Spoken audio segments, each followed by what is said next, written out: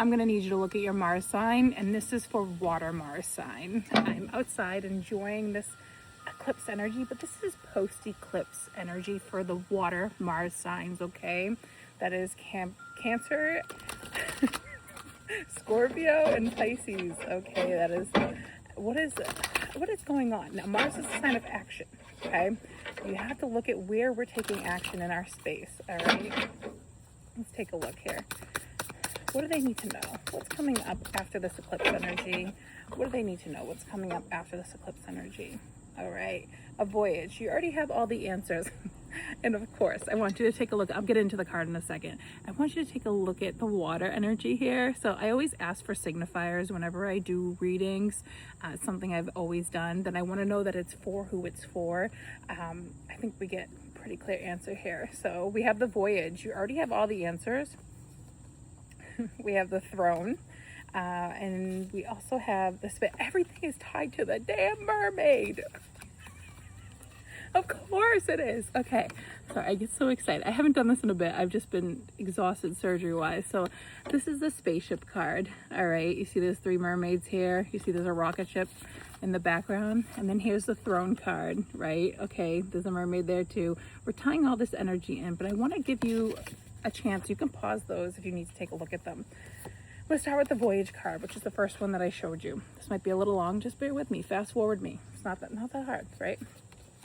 You have to take a look at how you're diving into waters that are so deep that are making it so that you can't swim. It's making you feel like you can't swim, but the reality is you can actually swim. You're actually one of the best swimmers, and you know how to navigate this. You're just putting so much pressure on yourself to try to make the plan instead of trusting the flow of the water, trusting the flow of the energy of the motion. You can see here she's holding a map, right? She's in her beautiful energy. She's on a ship. She's in the flow of the ocean. And there's a mermaid in the back who knows the ocean. So you're trying to guide yourself based off of who you were, not who you have become. You're trying to guide yourself based off of beliefs that you have to have it all figured out. But that's not it right now. She also has long, beautiful hair with feathers in her hair, which feathers are beautiful, beautiful energy from the world, right? From source. You're getting all these signs, but you're trusting the flow of the signs instead of trusting the flow of the water, right? So you're going to get these signs. You're going to get things that are coming. She has a beautiful flowy skirt on that's got yellow.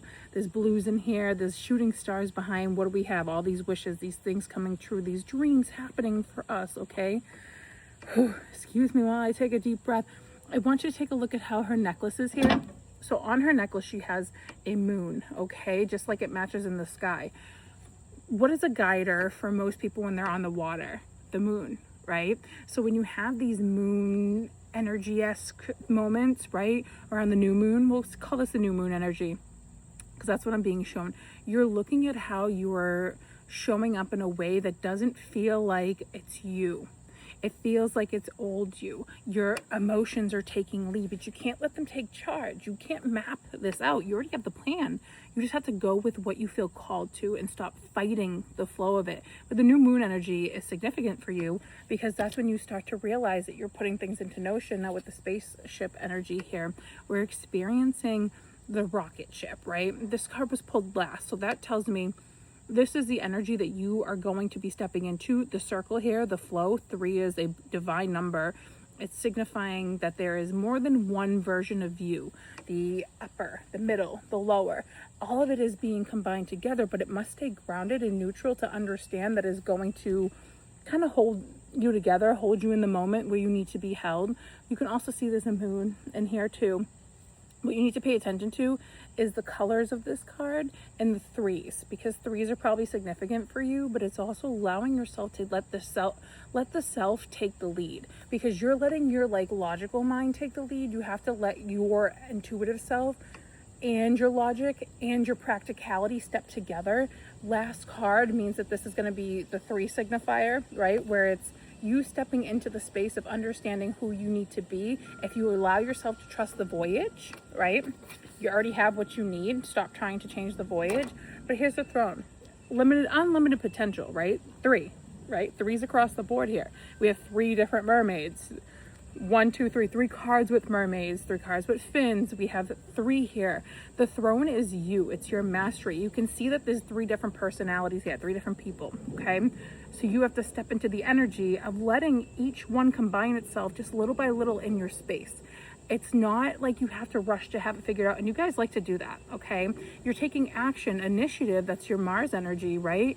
But in the same sense, when you're taking that, it's like taking off on a plane and you don't know if there's going to be turbulence or not, but you're worrying about the turbulence before you're worrying about what's happening. Like you can't plan out what's going to happen. You have to let it flow. So allow the 3 energies, the upper, the middle, the lower, allow it to ground in together and become one with you. I'm also hearing the song, "It's been a while and I can still remember just the way you taste and everything I can't remember." Is it can't, whatever. Right now it's can't. You're focusing on what you can't bring to the table instead of allowing it to just be present. Okay, so you might hear that song and be like, okay, what is this song? It's been a while. It doesn't mean that, it's a message intuitively for you. It just means that this is signifying the reading. Allow it to come in. Allow it to bring in your beautiful energy of space, time, and navigation. 3s are significant right now. Trust the water energy within your chart, taking that actionable flow. But don't let yourself get lost in the world around you. You have to stay present within the now, ground into the now, and understand that there's so much love for you in music too. So much love for you in being creative, enjoying what you're doing, who you are. You also have to allow Jupiter to come in a little bit too here. I just keep seeing Jupiter's energy taking forward toward action, right? So don't focus on the past. I also am seeing a lot of Capricorn energy. So if you have a Capricorn or any earth sign energy in your space, allow them to help balance you. They're great grounders. I'm seeing Taurus energy as well. Not as much Virgo, but mostly Capricorn and Taurus. Allow them to be your grounders. Be like the tree. Flow in the wind, and like you need water in your roots, okay? So don't forget that, but just trust what you're feeling, but don't overthink it. That's like not where you need to take action. You need to take action on what you already have around you, what you know is navigating your space, and allow people to hold you. Allow yourself to enter to that divine energy of 3, right? Upper, middle, lower. Step into the 3 space. Don't force the flow. Be with the flow.